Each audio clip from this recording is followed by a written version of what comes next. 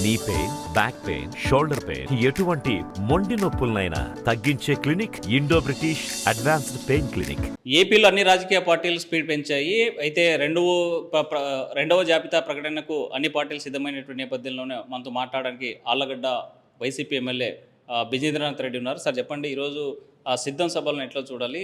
సిద్ధం సభలు మార్పింగ్తోనే చేస్తున్నారు, జనం రావడం లేదని టీడీపీకి సంబంధించినటువంటి సోషల్ మీడియా కావచ్చు, ఆ పార్టీ విమర్శలకు మీ సమాధానం ఏంటి? ఈరోజు సిద్ధం సభలు మనకి దాదాపు విశాఖపట్నం నుంచి మొదలై తర్వాత దెందులూరు, ఫస్ట్ భీమిలిలో, తర్వాత దెందులూరులో, దాని తర్వాత రాప్తాడు, నిన్న మనకి అక్కడ రేణింగవీరం దగ్గర 4 సభలు జరగడం జరిగింది.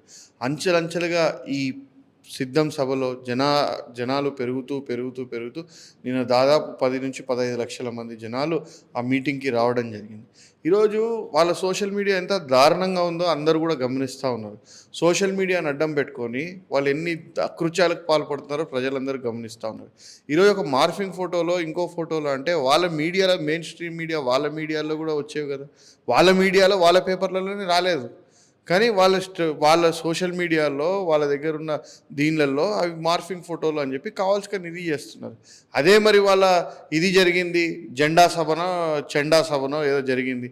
ఆ జెండా సభకి ఎంతమంది హాజరయ్యారో దేశం మొత్తం చూశారు. వాళ్ళు రాసుకున్నారు పేపర్లో 10 లక్షల మంది అని చెప్పేసి. మేము ఎక్కడ రాయలేదే. భారీ సంఖ్యలో జనం హాజరవుతారు అని చెప్పినాం. అక్కడ వచ్చిన ప్రజలు, చూసిన ప్రజలు చెప్తున్నారు ఇన్ని లక్షల మంది వచ్చారని చెప్పి. మేము ఎక్కడైనా పేపర్లో అడ్వర్టైజ్మెంట్ వేసుకున్నాం 10 లక్షల మంది ఈ సభకు హాజరవుతారని చెప్పి వాళ్ళు వేసుకున్నారు. మరి అక్కడ సభకు ఎంతమంది వచ్చారో అందరికీ తెలుసు కదా. 1,00,000 మంది కూడా, 1,00,000 నుంచి 1,50,000 మంది కూడా లేరని చెప్పేసి ఈరోజు ప్రజలే అనుకుంటా ఉన్నారు. అక్కడ అవ్వాతాతల పెన్షన్ కూడా కట్ చేస్తాం, సభలకు రాకపోతే ఆ రకంగా ఇబ్బంది పెడతామనేసి వైసీపీ బలవంతంగా సభలకు రప్పిస్తున్నారంటే ఇప్పుడు అలాంటివన్నీ చౌకబారు వ్యాఖ్యలు, అట్లాంటివన్నీ పనికిమాలిన మాటలు. ఇప్పుడు పెన్షన్ ఇవ్వం అవి చంద్రబాబు నాయుడు మాట్లాడతాడు అట్లాంటి మాటలు. మీరు చూసుంటారు 2017 ఎలక్షన్లో, నేను వేసిన లైట్ల కిందకు మీరు కూర్చున్నారు, నేను వేసిన రోడ్ల మీద మీరు నడుస్తున్నారు, నేను కట్టించిన బాత్రూంలో మీరు టాయిలెట్ పోతున్నారు, నాకు ఓటు వేయకుండా ఎవరికి వేస్తారు. అవి చంద్రబాబు నాయుడు బుద్ధులు, మాకు లేవు. ఏ రోజు జగన్మోహన్ రెడ్డి ఏం చెప్పినాడు? గెలిచిన మొదటి రోజు నుంచి కులాలకి, మతాలకి, పార్టీలకి, వర్గాలకు అన్నిటికీ అతీతంగా ఓన్లీ రాజకీయాల ఎలక్షన్లప్పుడు మాత్రమే, తర్వాత ప్రజాసేవ, ఏ వర్గానికి, ఏ కులానికి, ఏ మతానికి, ఏ పార్టీకి చెందినటువంటికైనా ఈరోజు సంక్షేమ పథకాలు అందాలని చెప్పాడు. ఈరోజు గడప గడపకు తిరిగేటప్పుడు మేము కొన్ని చోట్ల గతంలో టీడీపీ పట్ల చాలా యాక్టివ్గా ఉన్న లీడర్ల ఇళ్ళకి కూడా ఎన్ని పథకాలు వచ్చాయని చెప్పేసి ఇంటికి వెళ్ళి ఇవ్వడం జరిగినాయి.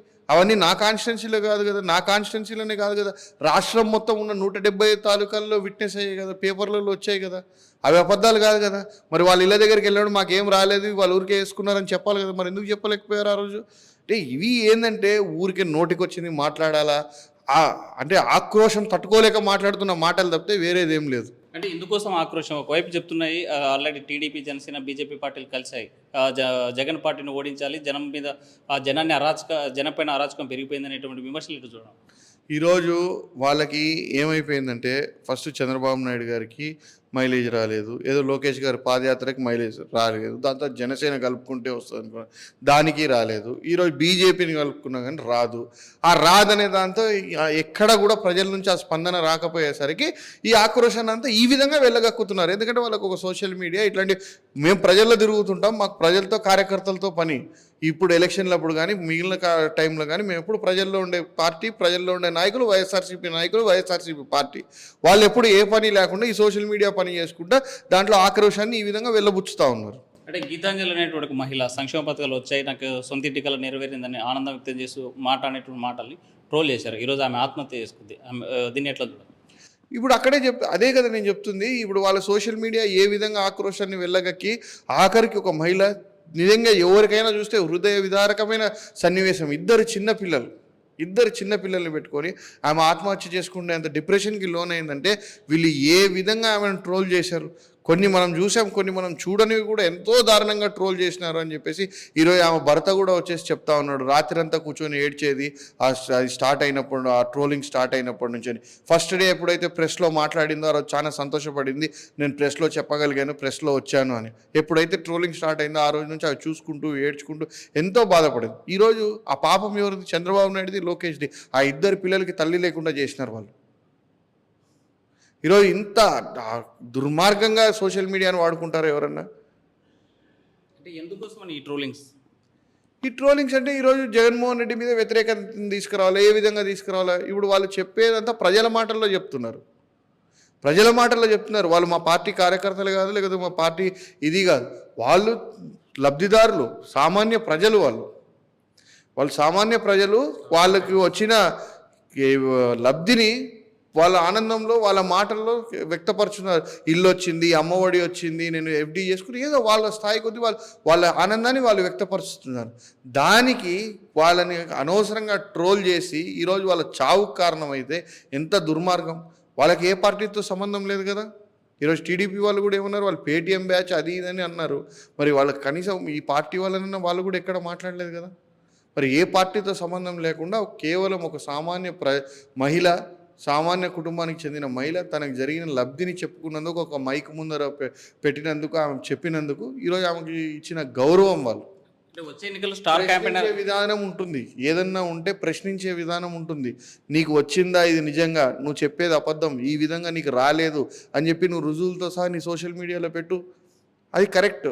ఎస్, రాలేదు కాబట్టి ఏదో వైసీపీ వాళ్ళు ఇది చేయించారు, ఎవరో పెయిడ్ ఆర్టిస్టులను పెట్టుకున్నారు. మీకు ఆ కర్మ, పెయిడ్ ఆర్టిస్టులను పెట్టుకుంటే కర్మ మీకుంది, మాకు లేదు. మేము వాస్తవంగా ప్రజలకు చేసాం కాబట్టి ప్రజలు మా గురించి వచ్చి వాస్తవం వాళ్ళు చెప్తున్నారు స్వచ్ఛందంగా వచ్చి. అలాంటి పరిస్థితుల్లో వాళ్ళని కేవలం ఇలాంటి ట్రోల్ చేసి వాళ్ళు ఆత్మస్థైర్యం కోల్పోయే విధంగా వాళ్ళని మాట్లాడి ఈరోజు వాళ్ళ చావుకు కారణమవుతున్నారు. అంటే ఒకవైపు స్టార్ క్యాంపెయినర్స్ తీసుకొచ్చే ప్రచారం చేయాలని టీడీపీ పార్టీ అన్ని ఇప్పుడు ఉన్నటువంటి పొత్తుల పార్టీలు భావిస్తున్నాయి. మరి మీ స్టార్ క్యాంపెయినర్స్ లేరుగా మీ పార్టీలో? ఈరోజు జగన్మోహన్ రెడ్డి గారు చెప్పారు కదా, ఈరోజు మా స్టార్ క్యాంపెయినర్స్ ఎవరు అని చెప్పేసి. ఈరోజు జగన్మోహన్ రెడ్డి ఏం చెప్పారు, మా ప్రభుత్వం ద్వారా ఎవరైతే లబ్ధి పొందారో ఆ మహిళలు, ఆ అక్క చెల్లెమ్మలు, అన్నదమ్ములు వాళ్ళందరూ కూడా మా తరపున స్టార్ క్యాంపెయినర్సే. వాళ్ళే 10 ఇళ్ళకి వెళ్ళి చెప్తారు, జగన్మోహన్ రెడ్డి ఉంటేనే మనకు మేలు జరుగుతుంది, ఏ ప్రభుత్వం ఉంటే మనకు మేలు జరుగుతుంది, ఏ ప్రభుత్వం ఉంటే ఏ ఇంటికి ఎంత మేలు జరిగిందని వాళ్ళే డిస్కస్ చేస్తారు. ప్రతి ఇంటి దగ్గర, ప్రతి రచ్చబండ దగ్గర చర్చ జరుగుతుంది. జరిగినప్పుడు దాంట్లోంచి ఖచ్చితంగా జగన్మోహన్ రెడ్డి ఉంటేనే ఈ రాష్ట్రానికి న్యాయం జరుగుతుందని వాళ్ళ నుంచే వస్తుంది. ఈరోజు ఆలగడ్డ రాజకీయాల్లో చాలా హీట్ ఎక్కాయి. మొత్తం బోత్ పార్టీస్ చూసుకుంటే పార్టీలు మార్పులు, చేర్పులు, చేరికలు జరుగుతున్నాయి. ఈ చేరికలు నెక్స్ట్ ఇవి ఎలక్షన్లప్పుడు సహజం, మార్పులు చేర్పులు. కొద్దిమంది అలకపు ఉన్న వాళ్ళు కానీ, గ్రామ స్థాయిలో కొద్దిగా గ్రామాల్లో ఉన్న విభేదాల వల్ల వెళ్ళే వాళ్ళు కానీ, ఇలా చిన్న చిన్నవి జరుగుతూ ఉంటాయి. అవేం పెద్ద ఇది కాదు. ఈరోజు మా పక్క కొద్దిమంది చేరుతున్నారు, వారి పక్క కొద్దిమంది చేరుతున్నారు, అవి సహజం. ఈరోజు మా పక్క భూమా కిషోర్ రెడ్డి గారు వచ్చారు, మంచి పరిణామం అది.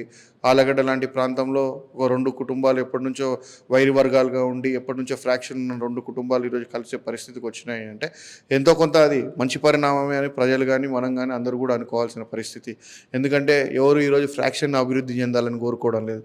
ఈరోజు ఫ్రాక్షన్ ఉండాలా, లేకపోతే ఒక ఫ్రాక్షనిస్ట్ నీడలో మనం ఉండాలా, లేకపోతే ఒక కార్యకర్తను పోగొట్టుకోవాలా, లేకపోతే ఒక ఇంట్లో ఒక వ్యక్తికి కేసులు పెట్టించుకోవాలని ఎవరు అనుకోవడం లేదు. మన ప్రాంతం అభివృద్ధి చెందాలా, మన ప్రాంతం ఏ విధంగా మేలు జరగాల, మన పిల్లలకు మంచి ఉద్యోగాలు రావాలా, మన పిల్లలకు మంచి భవిష్యత్తు ఉండాలా అని చెప్పేసి ఈరోజు ప్రజలంతా కోరుకుంటున్నారు.